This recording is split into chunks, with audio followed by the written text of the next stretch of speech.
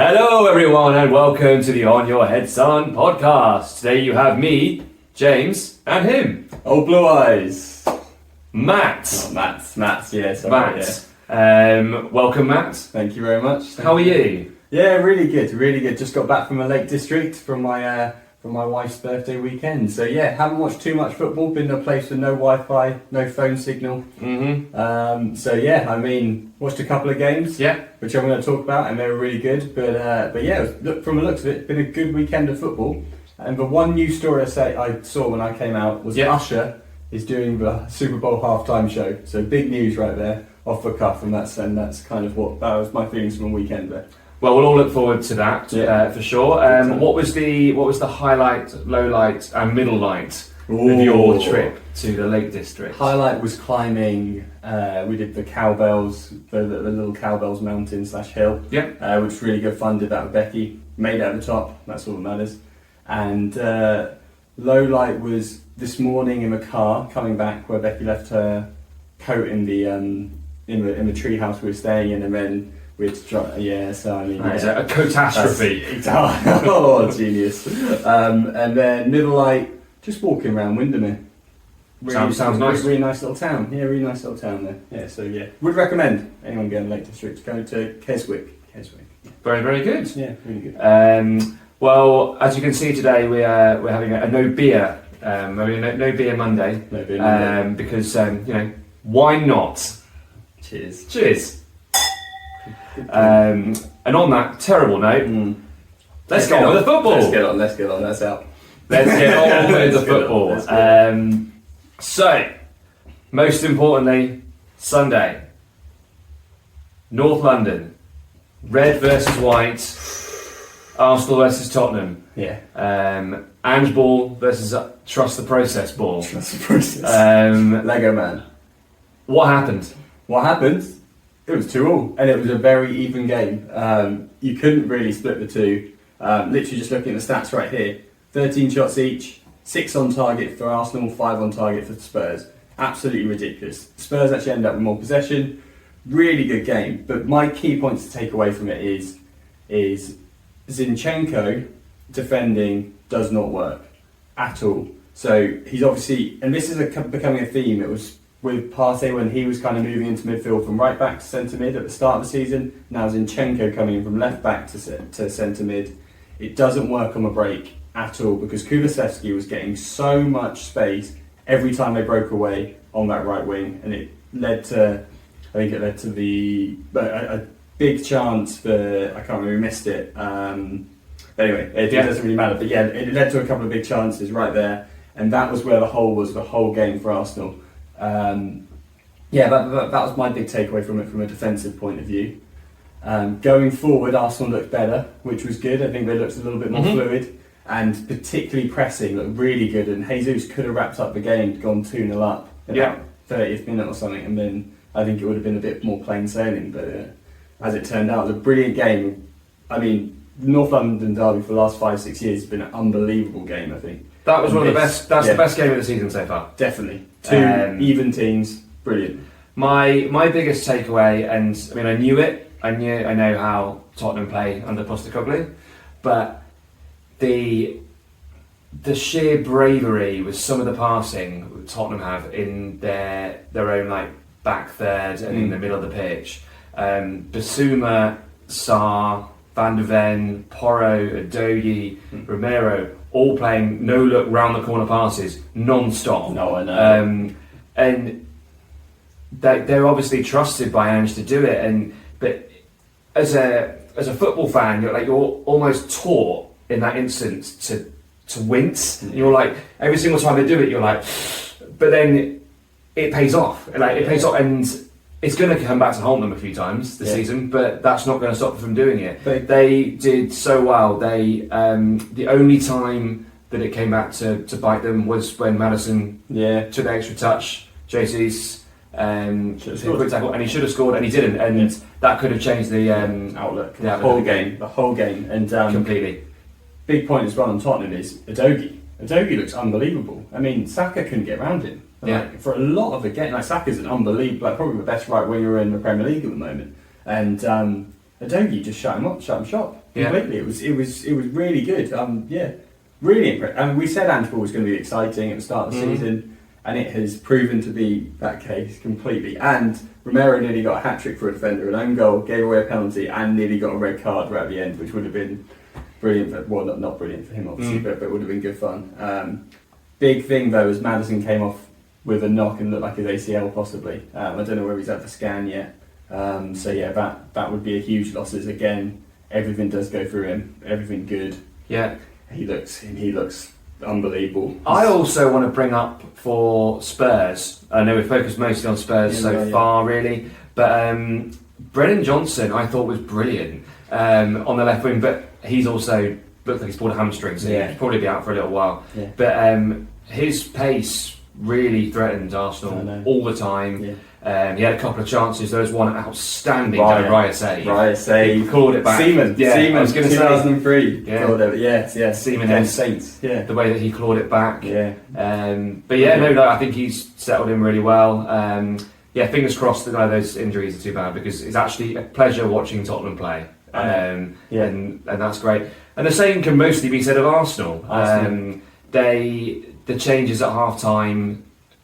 The change from Rice coming off, and Jorginho coming off did affect them. Then Jorginho only gave away the ball for straight after we went 2-1 up. Yeah. And Fabio Vieira for Havertz, I think, was always going to happen at some point.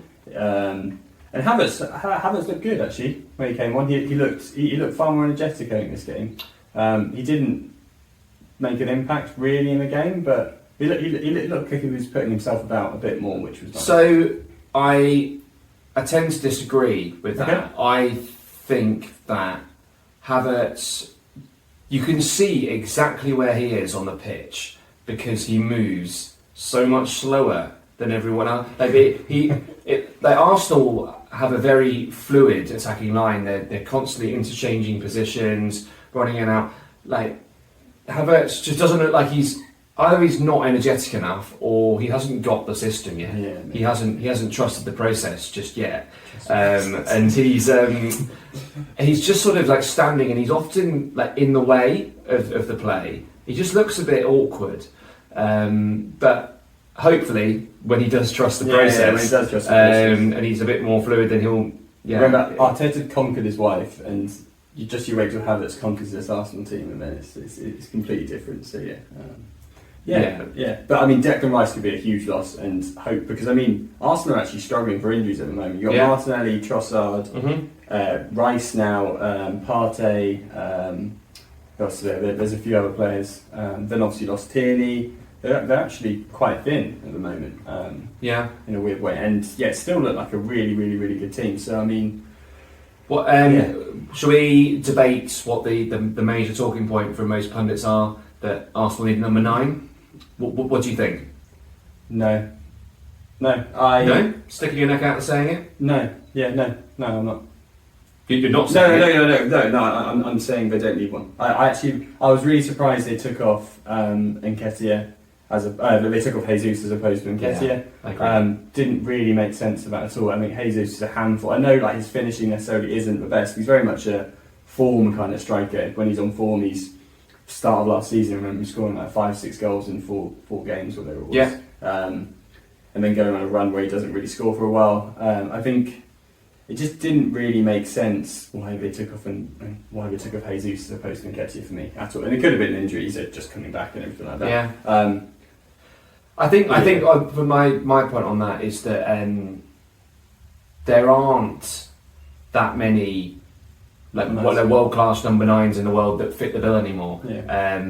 I mean, you look at Man United paying however much money for Højlund, who's an unproven player from Atlanta. He does look really good. He does look really good, but that's just an example. There aren't that many ready-made number 9s, someone that could do the work that Jesus does and then score. Yeah, I agree. So, but I mean, on the flip side here, we're talking about Tottenham, whereas Harry Kane's just left probably best number 9 in one of the best number 9s in Europe, and they look better. And that's not to say they look better because Harry Kane's left. They could be linked. I don't necessarily think it is massively. I think they would have been a better team with Harry Kane there. But yeah, they don't have a recognised number 9, and they look fluid as hell, kind of coming forward with yeah, so it was it was a brilliant game to watch, and definitely, as you said, the best game of the season so far, with two teams actually going at it hell for leather, really. Yeah, which is good.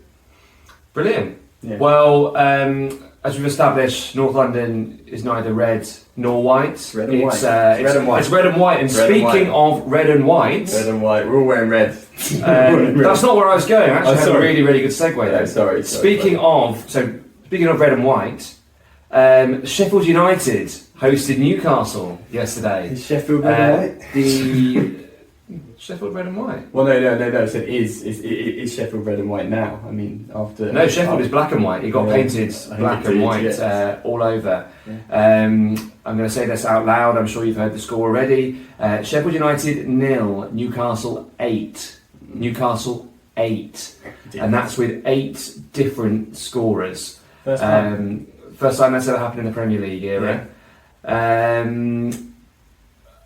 Were Newcastle spectacular, or were Sheffield United awful? Sheffield United are dreadful.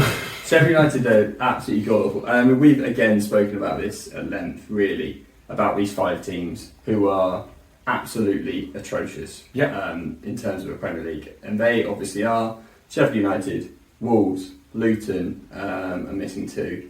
There were 2 others, Burnley and... Who's the other one? Everton. Yeah. Mm-hmm. Those 5 teams could not exist, and it would be absolutely fine. They're already the bottom 5, and it's going to stay like that, I think, for the rest of the season, to be honest. And Newcastle, obviously, I think in a lot of games have actually created a lot of chances. I think back to the Liverpool game, where they couldn't have scored 8, but they could have scored 4 or 5 very comfortably. Yeah. First game, I think they played against Villa. I think they scored 5. So I mean, they're a very fluid attacking when we're on song, and they can obviously score. Do you know what's interesting? Yeah. So they, I mean, fate and luck, nothing really balances itself out. But if you were to look at it that way, they've scored 13 goals in 2 of their games, and they've had 4 other games, and they've scored 4 in them. They've almost used up all their goals in 2 games, one against Villa and one against Sheffield United. But I watched this, and Newcastle absolutely tore Sheffield United apart, and Sheffield United did actually play quite well for the first 15-20 minutes and had a couple of chances of their own, but once Newcastle got their first goal, it just was impending, and it just felt like you were going to have more and more and more and more. And there's me, of course, as a Southampton fan, saying, please get to 10. Please break the record. Break the record. Get rid of Southampton's 2-9 nils. But it wasn't to be. No. And outstanding from Newcastle. I mean, Anthony Gordon looks like a good player. Yes. under 21s Euros player of the tournament. He was in the summer. Yeah. And lovely goal. Lovely goal today. Yeah. Right footed, bottom corner. Yeah. And it's like, you can't really say the keeper should have saved any of these. To be honest, no. I didn't really. There was one goal there that we saw that actually you goalkeeper should save that. The defence should have done better in almost all of them. The Dan Burns free header at the back post. That's the Almiron goal, I think, was the funniest goal they've ever seen. For those that haven't seen it, just watch it and just watch how bad the defending is. It's just a simple pass right through the middle from Bruno Guimaraes to Miguel Almiron, and it's just runs straight. It's just carved straight through the centre of the defence. It's a straight Anyone pass, that has played football or has watched football, just watch that goal. Impossible to defend that. Do we think that's the end for Paul Heckingbottom? No. Have you heard who's waiting in the lines? Have you heard this? Higginbottom. No, Higginbottom. From Heckingbottom. From Heckingbottom to Higginbottom. You've heard that here, and I think we've got the title of this podcast already. Rumoured heavily is Chris Wilder to rejoin. Oh, again, nice. That was rumoured all of last week. And surely an 8-0 loss is the time to maybe roll the dice. I don't know. I don't know whether anyone could do any better with this team. Yeah, I mean, we said at the start of the season, I think all of us put them in their bottom 3. Yeah. I can't see this team doing much better, to be honest. Like, just moving forward, they look they look just like a championship team, to be honest. And we said that about the other 4 teams as well. I'm sure we will again today.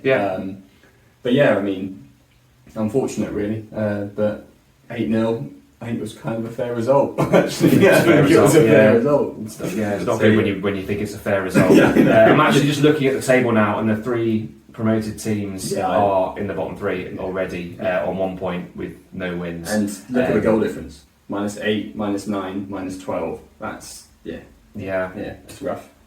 Yeah, poor start for all 3. There's a long way to go, luckily for them. And speaking of teams that we put in the lower echelons of the Premier League, we got a win. It was Everton away at Brentford.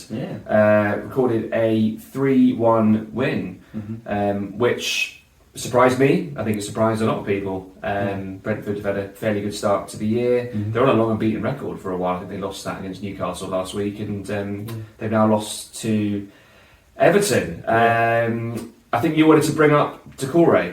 Decore looks good. So I mean, again, I watched the Arsenal. I obviously didn't watch this game this week, but just saw the highlights just then. Decore scored an unbelievable goal.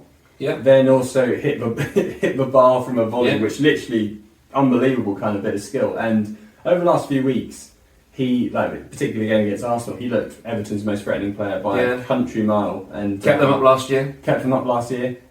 Completely under Frank Lampard didn't play at all.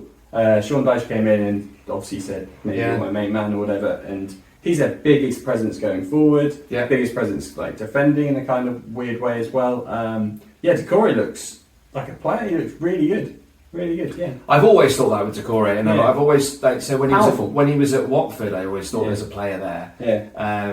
I don't know what his level is. I don't know whether he could go to it and be a number 2 at a really big club.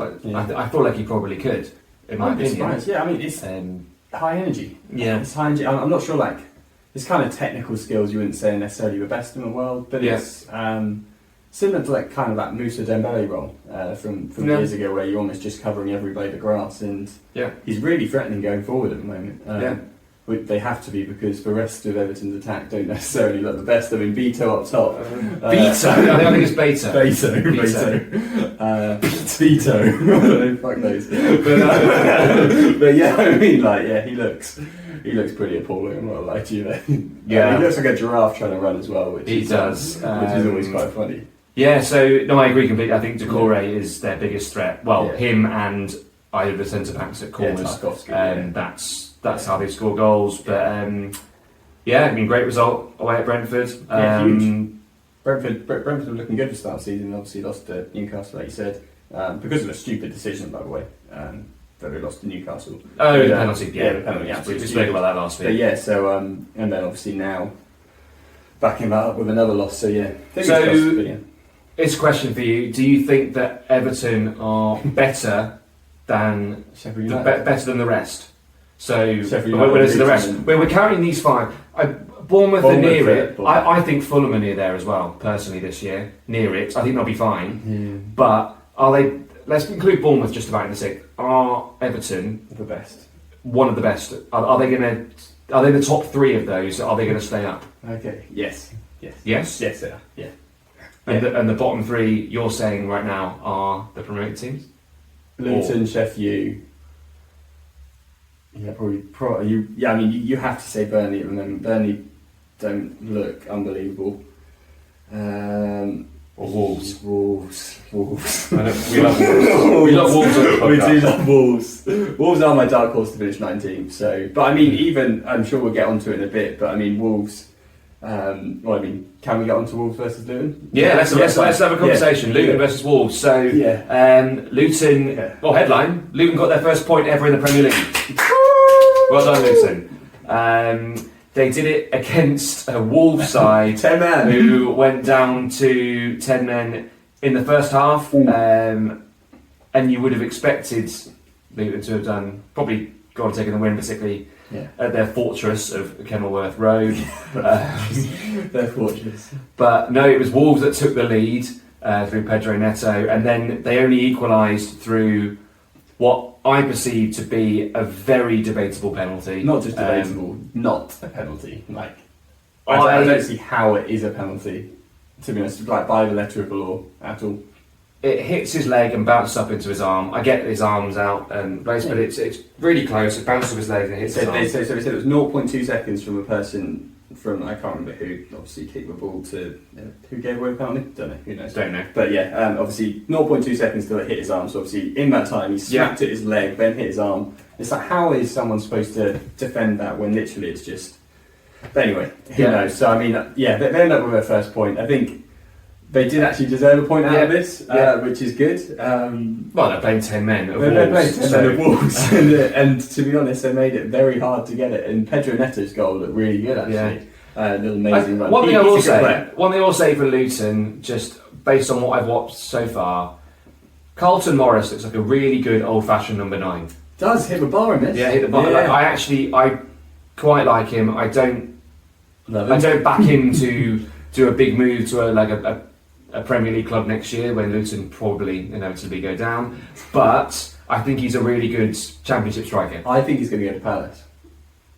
Yeah? Yeah, I think he will. I think he's that kind of, Okay. Yeah, at the end of the year. But until then, he's going to be banging about 8 goals, I think, for Luton. I think he's got two, maybe 3 already. Does he? Well, I think they're both penalties. Okay, yeah. Well done, Carlton. Yeah, exactly. Do the Carlton dance. Big up. Do the Carlton. Why not? Why not, James? Why not, indeed. Yeah. Right, so what we're going to do with the rest of the fixtures, we're going to do a little bit of a quick fire, just to keep things a little bit different and just speed things up a little bit. Because, it's late, it's a Monday night, and we have work in the morning as well. I'm going to shout out the scores, and we're both going to shout out if we have anything to say about the game. So, first of all, Crystal Palace 0, Fulham 0. No. Done. City 2, Nottingham Forest 0. Rodri suspension. Big loss. Big loss. Game routine. City really good. Nottingham Forest can't judge them against City. Rodri suspended for 3 games, including against Arsenal. In the Premier League. Of course, yeah. That's the 3rd game they suspended. That is big. So I think the main thing from that is how Pep will deal with that. Does he play Calvin Phillips? Does he play Calvin Phillips? Or Kovacic is close to coming back, so he could play a Kovacic and Nunez double. But surely, just a bit of madness, wasn't it? If Calvin Phillips doesn't play this game, either of these games coming up, surely they have to sell him. No, I know. What's the point? What is the point in him being in that squad anymore? If Rodri, the main man who's always there, the ever present, the one time he's actually not there, he doesn't play. Does he play Stones in midfield though? He's injured as well. Of course, yeah. So yes, that makes sense. Actually, they are quite light. Yeah. You missed that. Yeah, it's weird. You say light. I mean, Calvin Phillips is an expensive signing. Yeah, 50 mil, wasn't he? And so I guess I think they've got to risk it. I think they've got to try and play him. I think so. But the last time I remember Calvin Phillips playing a City shirt was against Southampton when Nathan Jones when they stopped the quadruple. When they stopped the quadruple, he knocked him out of the Carling Cup 1-0. And Calvin Phillips had an absolute shocker. 2-0. 2-0, sorry, 2-0. 2-0. Livramento scored and I can't remember who it was. No, it wasn't Livramento. Who was it? It was Sekou Mara and a striker. Sumala? One of the bad ones.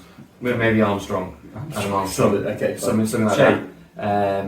No, he's a good striker. Okay. Anyway, so moving on from City Forest. Holland scored again.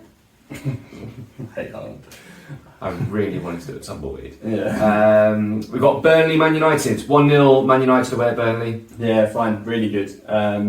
Well, not a really good game, but Fernandes' goal, unbelievable. Højlund looks like an absolute handful going forward. I think he will actually score quite a lot of goals. And he was getting to the right positions. It was just that final little touch. I think it's nice for Onana to get a clean sheet. And he did call him the worst signing of the season. And that's not.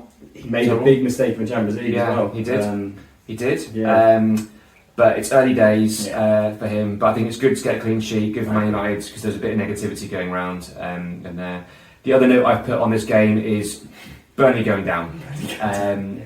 I think I said this last week, that they try to play this expansive football. They've got a really young team, new team from the one that they had in the Championship that did so well last year, and I just don't think they've got enough to stay up as it stands. Okay, that's finished on a nice, comfortable silence. No, I agree. So there's nothing else. So Man U 1-0 against Burnley. Sorry, it's still a dull game. Okay, well, how about Aston Villa 1-0 against Chelsea? Is that a dull game, or is that interesting? No, that's exciting. So actually, what you saw there is Villa are actually ahead of Chelsea, which is brilliant, and I love that as well. And Watkins got his first goal, which is brilliant because he needed that. He's literally come so close in the last kind of 4 or 5 games. So yeah, that was really good to see. Obviously, Chelsea went down to 10 men in this game. They cannot score. Nicholas Jackson, I mean, Do you know what I saw? Yeah. This reminds me. You know, when you first wake up in the morning, and I'm such a horrendous scroller in the morning. I have to scroll my phone for 15-20 minutes before I wake up. I watched this video. The chance he had against Bournemouth last week. Did I send you that one where he just completely miscues it and he goes so far wide? It's the worst thing ever.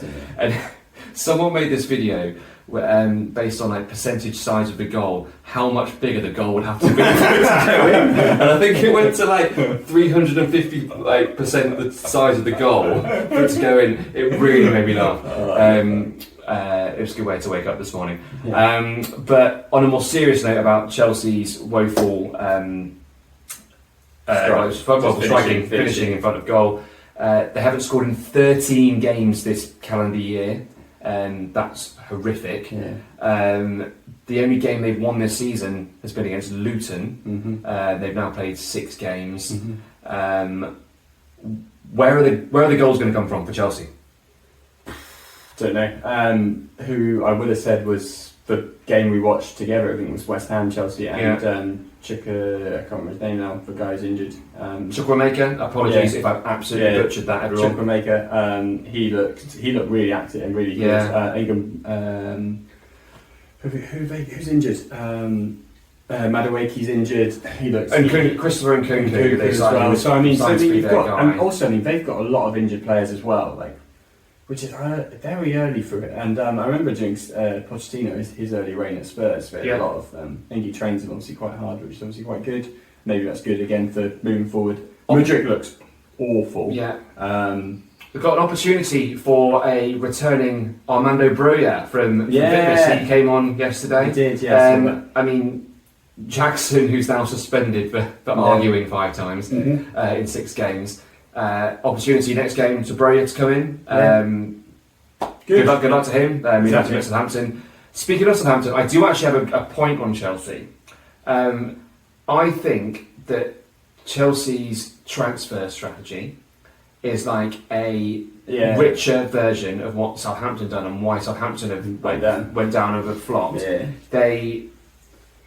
Southampton, for those that don't know, we got new owners about 2 years ago, and last summer we gambled by buying a lot of youth. And yes, there are some really good players in that batch. Named the most noteworthy one is probably Romeo Lavia. Yeah. Of course, went to Chelsea. And injured.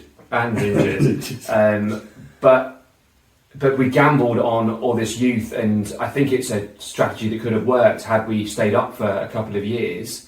However, there was no leadership in the team other than James Ward-Prowse last season, so we went down. I see exactly the same thing with Chelsea. I see that they spent £1 billion on players, and I like to think that I watch a lot of football and I know a lot about football. Before they joined Chelsea, I hadn't heard of half these players, and they're all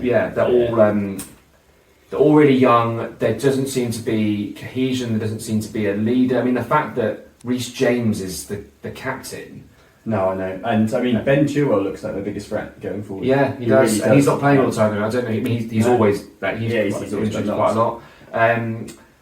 But yeah, worrying times for Chelsea fans. I don't know where it's going to come. If the one thing, silver lining, is that if there's one manager that you'd want in that situation, young team, ready to progress, is Pochettino. So that is the silver lining.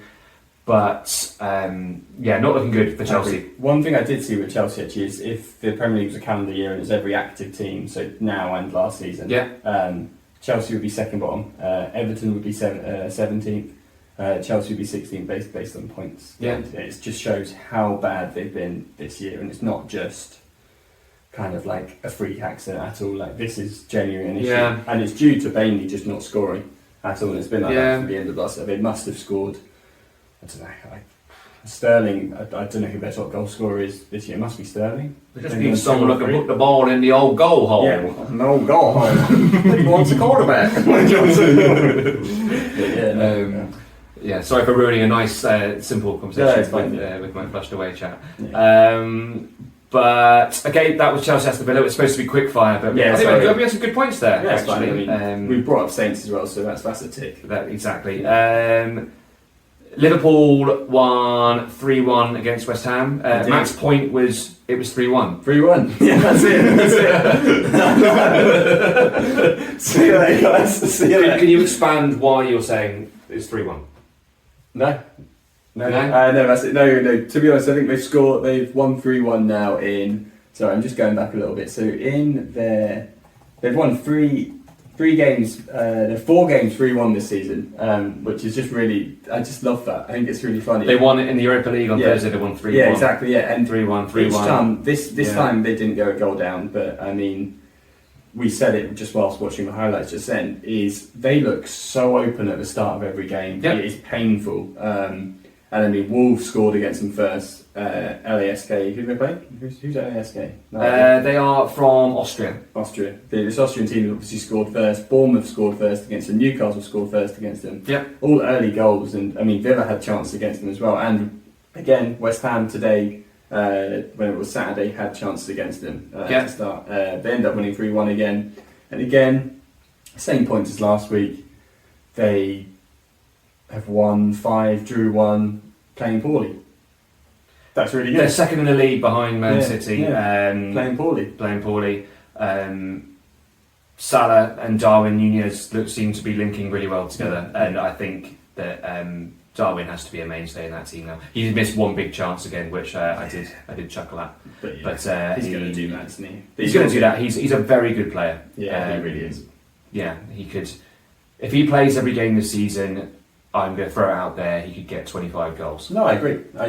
I think his goal should definitely be 20 goals this year. Yeah, and anything above that, I think, is a really, really, really good season. But perfect. Yeah. And then the last game was Brighton-Bournemouth, and that was 3-1. Do you have anything interesting to say about that? You're going to say it's 3-1? I think the score was 3-1. It was 3-1. It was 3-1. It's fine. Bournemouth went 1-0 up in this game. That was the one shock, I think. They tackled the goalkeeper. That's about it. It was good. And then Matoma came on in the second half and then completely tore Bournemouth to absolute shreds. I mean, this is going to sound like the most overused opinion in the entire world, but my God, Matoma is good. So I found out something interesting about him. He did a degree in dribbling. Yes, I have heard that, actually. It's quite cool, isn't it? So, I mean, and you can tell he's very good at dribbling. It's all about kind of studying like the movements of the defender and then what you do next. So it's all about kind of give and take and whatever it is. But it's really cool. And he looks. I mean, he came on at half time and he scored within 46th minute. Literally just having a look there. But he scored within 25 seconds or something. I don't know exactly how many it was, but his run in the build up to his goal. Then he played it went to the wing and then he was just there in the middle. Yeah. Amazing. But his goal against Wolves earlier on this year, what a goal. No, I mean, that was Sheffield United-esque defending. There was no one there, but still has to run into the space and he finished off with aplomb. So, Brighton looking cruising. Superb, but they did lose in the Europa League. Of course, on their European debut. But they're third. I mean, they've got five wins and 1 loss as well. So, I mean, and they've had a tough start to the season. They have, They've not had it all simple. Far from it. Big game next week. Brighton versus Villa, 12:30 lunchtime. Massive. That is a one you must watch. I can't watch it as I'm at a wedding, but I recommend that you all watch it, and you can let me know what you think about it. Fill them in. Fill me in. Yeah, fill them in. Call me Craig, David. Yeah, exactly. Yeah. Cool. Well, I guess that leads us quite nicely on to next week. And they're releasing games next week. That's good point, James. Wait, actually, I think Andy actually had something to say about kind of last week and everything. So I mean, Andy isn't here, but he has sent in a video which we're going to play now. Hello again, it's Andy Barnett from the On Your Head Son podcast. Sorry I can't be there tonight, I am working, so won't be able to make an appearance. But just a little roundup of the weekend. What a weekend it was. North London derby 2-2. Sheffield United getting beaten 8-0 by Newcastle. And most importantly, Sean Dyche got his first win of the season. It was bound to happen, you know, the class of Sean Dyche. James Tarkowski winning me 45 quid from £1. A bosh, that is lovely. And yes, so my prediction for next weekend is going to be Everton to beat Luton 3-0. Up the Toffees. Well, thank you, Andy. That was very insightful, and he gave a little prelude into what we like to call the predictions game. Seamless. Oh, come on. Seamless. What are you doing? Predictions game. You know the drill by now. Yeah, we all have to pick one game each week with one team that is going to win, and we cannot pick the same team twice. The games next week in quickfire are Aston Villa Brighton, Man United Crystal Palace, Newcastle Burnley, Wolves Man City, Bournemouth Arsenal, West Ham Sheffield United, Everton Luton, Tottenham Liverpool, Nottingham Forest Brentford, and Fulham versus Chelsea. Good games. Aston Villa Brighton looks like the best game there, I have to say, and Tottenham Liverpool actually, yeah, those two look like the big tasties for next week, and all the games on Saturday pretty much, bar Forest Brentford, which is obviously our Super Sunday game.